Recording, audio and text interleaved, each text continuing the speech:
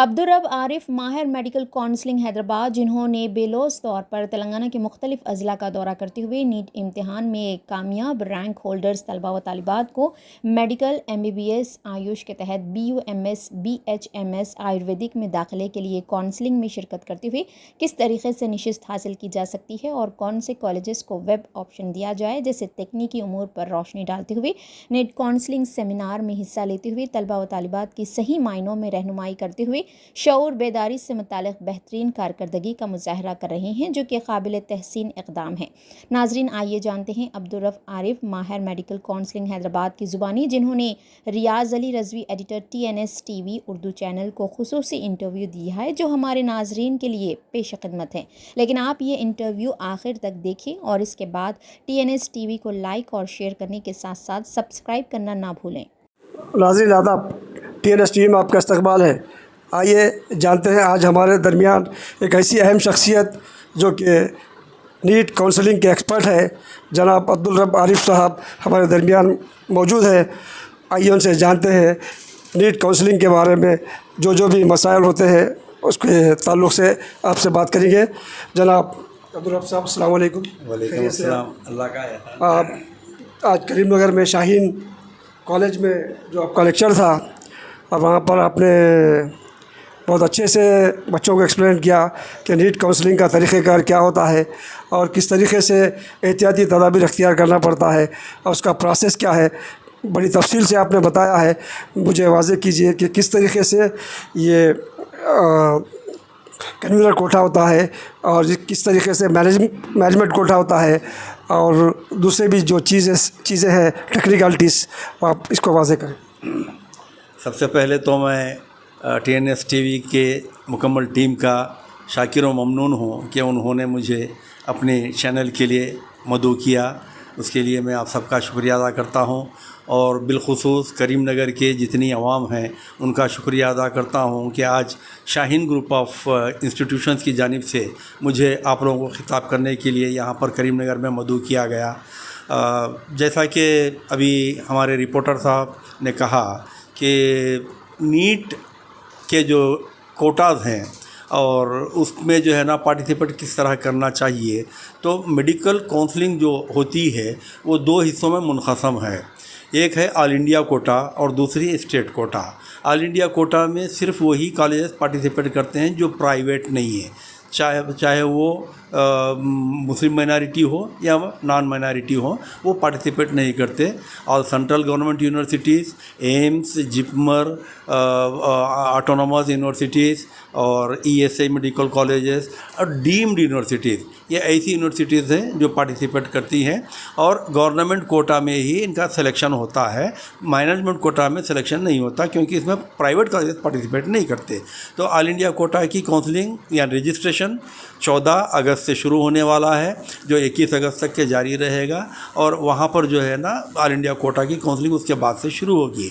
जबकि हमारी जो स्टेट है कालोजी नारायण यूनिवर्सिटी, जो यूनिवर्सिटी हमारी वारंगल में है तेलंगाना स्टेट की, उसका रजिस्ट्रेशन प्रोसेस शुरू हो चुका है और उम्मीदवारों को जो है ना 4 तारीख से उसमें ये कन्वेनर कोटा के लिए रजिस्टर कराने का प्रोविज़न दिया गया है और 13 तारीख तक इसकी डेट डिक्लेयर की गई है। सुनने में आ रहा है कि इसको कुछ एक्सटेंड किया जाएगा 2-4 रोज़ के लिए। अभी वो ऑफिशियली KNRH से कोई इसका नोटिफिकेशन नहीं आया है। लोकल नॉन लोकल के बारे में आप क्या वाज़ेह करना चाहते हैं? पिछले साल तक हमारे पास जो है ना 2 किस्म के कन्वेनर कोटा में और मैनेजमेंट कोटा में B कैटेगरी में एडमिशन्स हुआ करते थे, जिसको हम अनरिजर्व्ड कोटा कहते थे। जब आंध्र प्रदेश बाइफरकेट हुआ और बाइफरकेट होके AP और तेलंगाना में कन्वर्ट हुआ, तो वहाँ पर एक 10 साल का एग्रीमेंट बना था कि 10 साल तक 2014 के बाद से 2 जून 2024 तक वही रूल्स लागू रहेंगे जो कंबाइंड स्टेट आंध्र प्रदेश में एडमिशन्स के लिए काबिल क़बूल थे। लेकिन 2 जून 2024 के बाद में तेलंगाना गवर्नमेंट में एक डिसीजन लिया कि अब UR कोटा को जो है ना अबॉलिश कर दिया जाएगा और सारे सीट्स 100% सीट्स सिर्फ लोकल कैंडिडेट्स को ही दिए जाएंगे। लोकल एरिया अब हमारा जो तेलंगाना का डिक्लेयर किया गया है कि ओनली तेलंगाना स्टेट पहले क्या था मालूम है, 3 लोकल एरियाज थे हमारे पास, जिसमें उस्मानिया यूनिवर्सिटी का एक एरिया था जिसमें सारा तेलंगाना के डिस्ट्रिक्ट्स आते थे, और आंध्र प्रदेश एयू यूनिवर्सिटी का जो एरिया था उसमें सारे आंध्र प्रदेश के डिस्ट्रिक्ट्स आते थे, और SVU जो है Shri Venkateswara university of medical sciences, उसकी तहत जो है ना रायलसीमा के पूरे डिस्ट्रिक्ट्स आते थे। तो इस एतबार से 3 जो है ना लोकल एरियाज थे। लेकिन अब 2 जून 2024 के बाद से तेलंगाना गवर्नमेंट का जो जियो इशू हुआ है नंबर 33, उसके तहत जो है ना हम अनरिजर्व कोटा को अबॉलिश कर दिए हैं।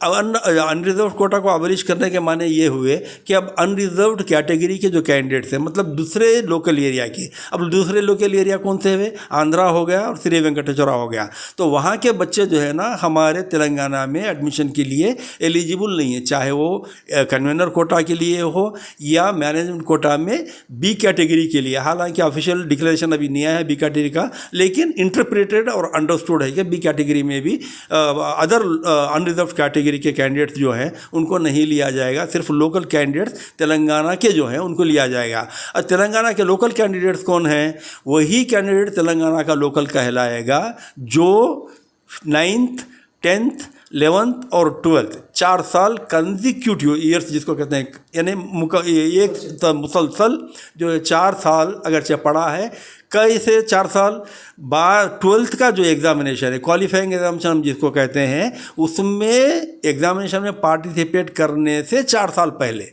उसमें जो है ना जो भी कैंडिडेट यहाँ पे 4 साल पढ़ेगा तेलंगाना में, चाहे वो किसी स्टेट का हो, चाहे वो किसी मुकाम का हो, वो जो है ना यहाँ का लोकल कहलाएगा।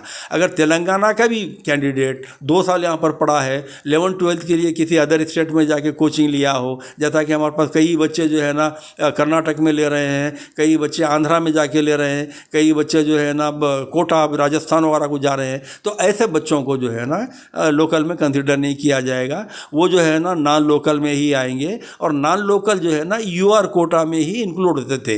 अब तेलंगाना में चूंकि यूआर कोटा हटा दिया गया है, तो इस एतबार से जो है ना नॉन लोकल भी हट गए हैं, तो अब इन लोगों को सिर्फ एनआरआई में ही सीट मिलेगी, कन्वेनर कोटा में एक कैटेगरी की तहत सीट नहीं मिलेगी। एनआरआई कोटा क्या होता है सब? एनआरआई कोटा ये एनआरआई के माने हैं non resident Indians. Non resident Indians वो लोग हैं जो इंडिया से बाहर जाकर मुकीम हो गए हैं मुलाजिमत के सिलसिले में, जैसे हमारे KSA में है, UAE में है, तो ऐसे लोग जो वहाँ पे मुलाजिमत के लिए जाके वहाँ पर मुकीम हो गए हैं और उनके बच्चे पूरी तालीम वहाँ पर हासिल किए हैं। तो पिछले साल तक रूल ये था कि अगर कोई कैंडिडेट पूरी अपनी तालीम बाहर, इंडिया के बाहर रहकर, NRI और NM में फ़र्क ये है कि नॉन लोकल हम उसको कहेंगे जो इंडिया के अदर स्टेट के हैं, इंडिया के अदर स्टेट के हैं। NRI वो कहेंगे जो नॉन रेसिडेंट इंडियन है, इंडिया के बाहर रिसाइड